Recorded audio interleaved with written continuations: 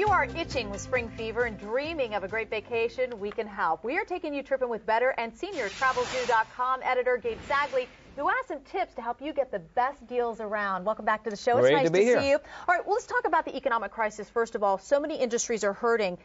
Is the airline industry still hurting so much that they're lowering the airfares for people? Yeah, I mean, the industry will survive, but right now it's about surviving, and I think that the prices we're seeing, definitely airfare, hotels, and certainly vacation packages are as low as we've seen them in 7, in some cases 10 years. So the price points are low. People's vacation budgets have shrunk, no doubt about that. So the story here is fewer dollars will take you further, and so if you've got that discretionary income to use, you're going to go far. Fewer dollars will take you further. Okay. But even with the money issue in the airfares, you still have all of these fees that the industry has tacked on so many of these airlines, and you really get nailed in so many places. Are we going to see those still stick around? Are we going to be hit by those? Those have been a boon for the airline industry. Fees to check in your bags, to buy a soda on some airlines, to select a particular seat on in the cabin that you're flying. That is crazy, to select a particular seat. Yeah, a couple of airlines will say if you want the aisle seat on the first 10 rows, it'll be an extra $15. Now, when you buy your airfare, you see this rock bottom one-way fare. Then the story here is you've still got those fees to contend with. Sure. Now, I say, think like a business traveler. I almost never check a bag through, unless I've got a couple of bottles of wine that I can't give up.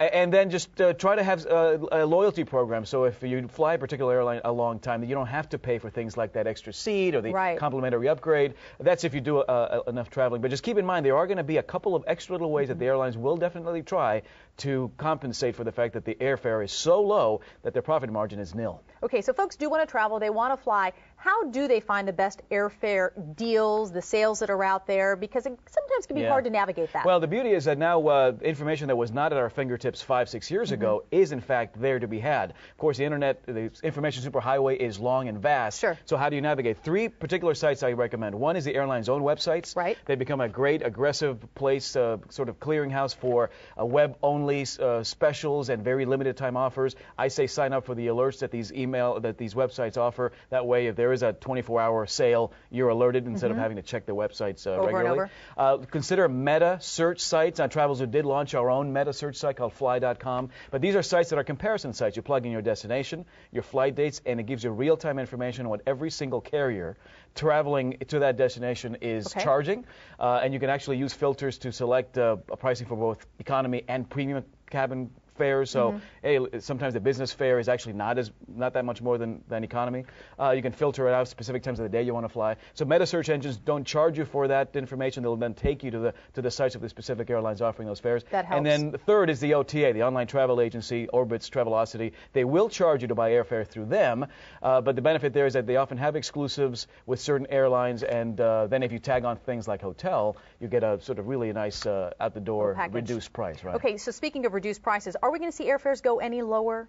Well, I mean, they are, again, as low as they've been, but it really depends on customer demand. If we don't hop on those planes, the airlines have actually reduced capacity. They've taken airplanes out of rotation to compensate for the drop-off in travel. Even those seats, the reduced number of seats, have been a little tough to fill. So if we're not flying, really the price is the only thing they can really manage, and it is as low as it's going to go. I think it's going to stay competitive through the summer, and it's going to be based on what you and I decide to do. If we feel safer investing in airfare and air travel over the next couple of months, then we might see it tick up a little bit towards summer peak season. But even now, we're seeing summer peak season airfare pretty drastically reduced. All right, Gabe Sagley, always nice to see you. Thank you so much. Get out there and travel.